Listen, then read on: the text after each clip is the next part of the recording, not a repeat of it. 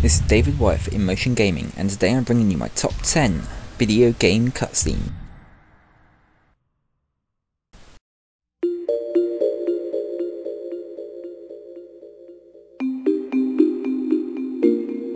Oh, comet, calm down! Kamikaze over me! My midnight melody! Oh, comet, calm down!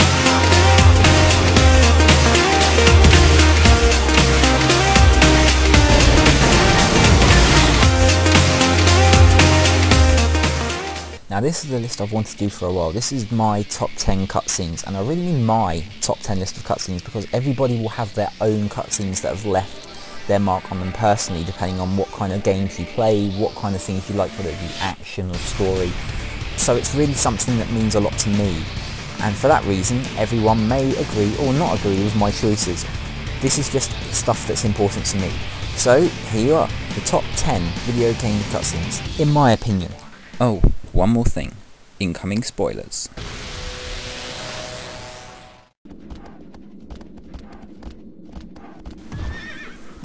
Okay, so at number 10 it's Shadow of the Colossus, and if there ever was a game that could just be considered pure art, it would be this one. Having said that, I'm not choosing an opening cutscene or an ending cutscene. This is just Argo's death. The horse that follows you the whole way around the game, you use him to get from one place to another. He's really just your main mode of transport, and you don't take him seriously. It comes out of nowhere, and the fact that the horse throws you from its own back to just try and save you is a wonderful moment and such an ingenious piece of storytelling for something that's done so simply. Now anyone who's played the game knows that Argo does in fact survive at the end. However, this doesn't downplay the scene one bit, and it earns its place as number 10 on this list. I'm not the biggest anime fan in the world, however I do have a special place in my heart for the Hack.GG series. And while my cutscene in this case is just a retread of something that happened in the anime series, it doesn't change the fact that it's really impressive to watch. It's beautifully shot, it's emotional, and it's just downright entertaining really. It's great to see Haseo face off against Triage in what you think is going to be a wonderfully even battle, but Haseo is dead from the get-go. He never stands a chance, and yet it's so emotional how he really tries to carry on as he's after vengeance here, and yet he doesn't stand a chance, and that's really sad to watch as you realise, yes, you know it's going to happen because it's the start of the game, but just seeing how he loses, and fans of either the previous games or the series just can't help feel bad as you know what's coming for him. Even non-fans of the series can appreciate just how much fun this cutscene is to watch. And while you do have to be a fan of the series to appreciate the game, you don't have to be a fan of the series to appreciate the cutscene, and that's why it earns a spot at number 9.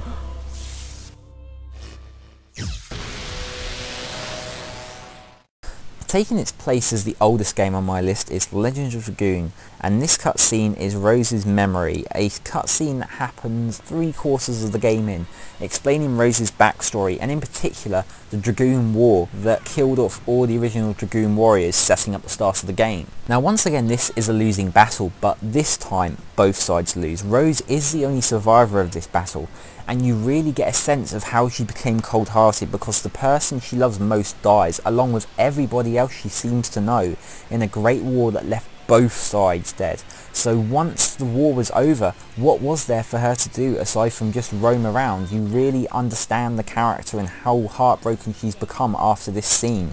And the fact it's done so wonderfully in a full motion video and not really holding back on showing you just how valiant these warriors were. Now this may be the first of many RPGs to come on this list, however, it's technically unimpressive compared to the rest of them, and yes, that's because the game is dated and therefore the CG techniques are dated as well. Having said all that, anyone can see how this game rightfully deserves a spot on this list based on this cutscene.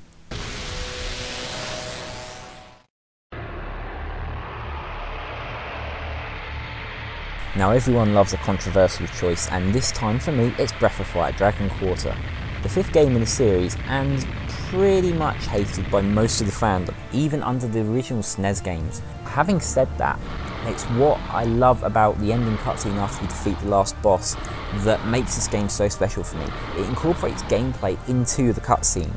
Up until this point, you've had the D counter, which goes from 1 to 100, and when it gets to 100, you're dead. No matter where you are in the game, you have to start again at that point. Now, to beat the last boss, you really have to shoot straight across that counter. You use your most powerful attack, causing your D counter to skyrocket right through that 100% mark. From that point on, you know the character is dead. That's what the whole game has taught you to that point, that you are a dead man.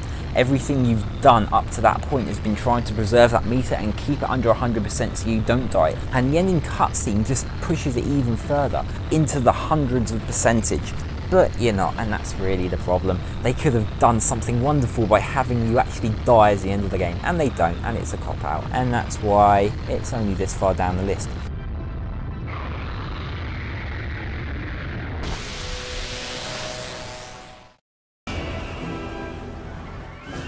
Anyone who had a PS2 knows about inMotion. It was one of the original release games. However, after that, the games kind of took a downhill turn in sales, never really becoming popular again in the US.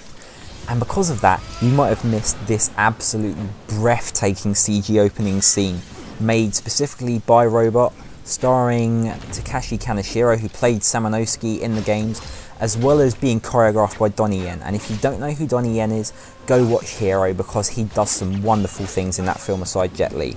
Now, the scene itself, it's absolutely wonderfully animated, costing over $4 million to make at the time, and that was groundbreaking on cost and style and what they went towards just to make this, and it showed that Capcom were really serious about doing something fantastic for this game.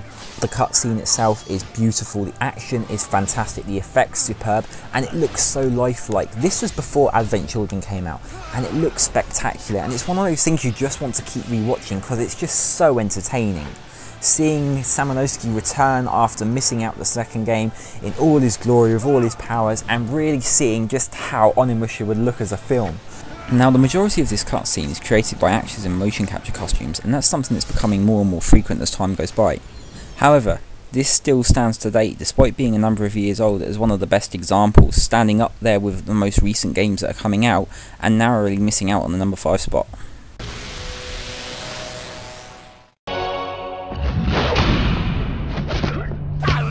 Now, I think everyone knew that at some point on this list there would be a cutscene from Metal Gear Solid, if not more than one, and I will be disappointing you because I have chosen only one Metal Gear Solid cutscene, and it's not from Snake Eater, which is absolutely awesome in its cutscenes, and equally it's not from Metal Gear Solid Twin Snakes, the Metal Gear Solid remake on the GameCube, even though that had some wonderful action scenes directed by Ryuhei Kitamura. Nope, this is Metal Gear Solid 4, the final fight between Liquid and Solid.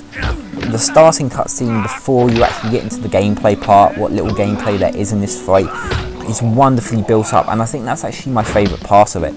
The whole cutscene just stands as a testament to everything the last 4 games have built up for, and it makes it emotional because you've travelled with Snake through all that time.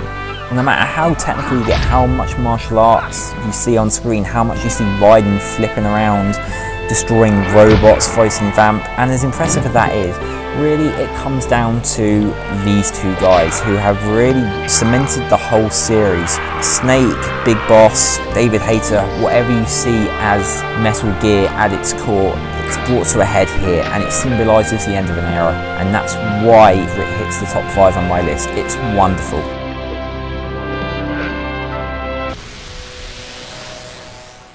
Angeal, stay back.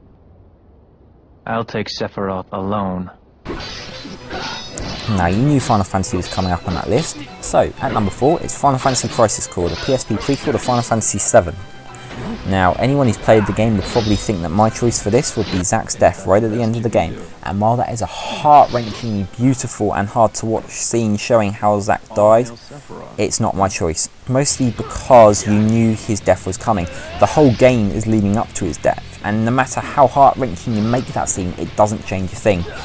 My choice is the Sephiroth, Genesis, Angeal fight, for a very different reason. Now, one thing I love about this game is that it gives character to Sephiroth, one of the best villains ever created in a Final Fantasy game, possibly of all time. And this is before he turned. You really get to see him develop. You see what makes him such an evil person, but you see what he's like as a hero and someone everybody admires. And that's fantastic. And for this little scene, you get to see him as the good guy with someone who's possibly even crazier than him, as he becomes at least later. You get to see Genesis taken down, and you get to see a wonderful little sequence of Sephiroth really showing you why he's that awesome. Also the fact that it's wonderfully animated, done in a lovely anime style as well.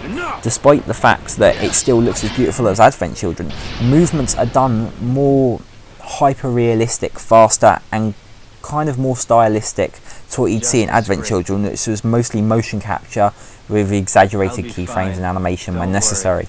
So that's my choice for number 4, and it is fantastic. Okay, so number 3 on the list is Devil May Cry 3. And for a very specific reason in this case, because you've played through 2.5 games up to this point, and Dante has never lost a fight. The cocky little boy with the white hair has never been put in his place. So, meet his brother Virgil, who absolutely wipes the floor with him, stabbing him several times, completely disgracing him and everything his cocky little attitude has shown you up to this point. He can lose a fight, and while he isn't his most powerful at this point, he still gets put in his place once his Devil Trigger first takes active. And despite the fact that he does actually have a sword put right through his fist, which he manages to survive, as most other things, it's the first time it's a proper loss for him, and you really sense the emotion between the two. Once again, you see the wonderful choreography of Ruben Langdon and Daniel Southworth portraying both Dante and Virgil through this scene. And the scene is in-game, despite the fact that they could have done a wonderful animated scene. Capcom chose to just go with something nice and simple in-game, and it knocks you out of place because you expect to win, but Dante loses, and I think it's a defining moment in his character, so that is number 3.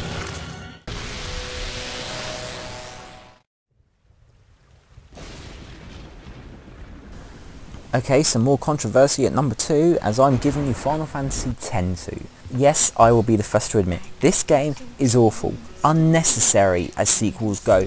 Really, I could go on, but I won't, because this one cutscene makes up for everything.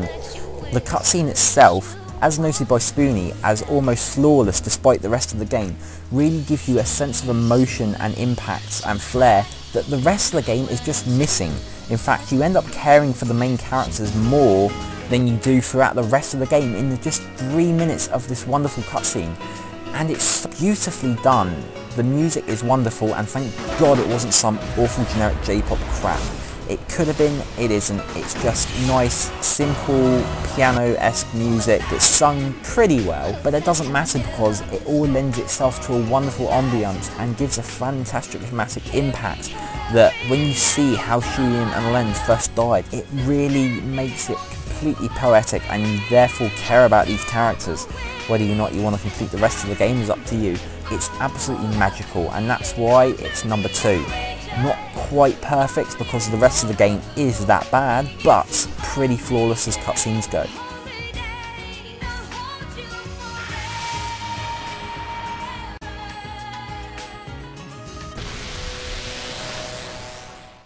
And this is my all-time favourite number 1 cutscene, and you might be expecting something absolutely groundbreaking, either on a technical level or animation and visual style. It's really just an example of a cutscene that's so beautifully done.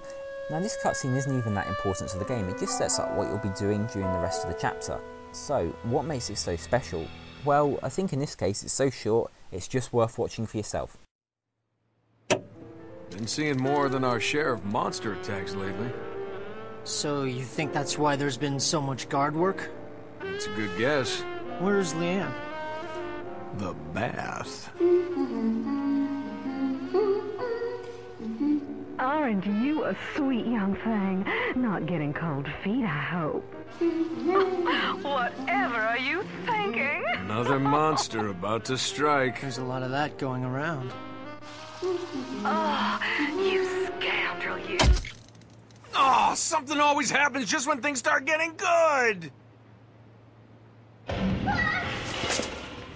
A monster here?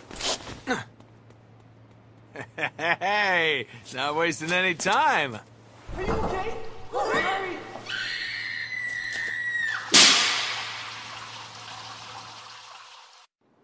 Come on, get your ass up here. What? Must have been some monster, huh? Give me a break. So sorry. You see anything? Funny. I was about to ask you the same thing. I didn't see a thing, okay? Too small for a good look, huh? What's too small? Your rack. Not a single light.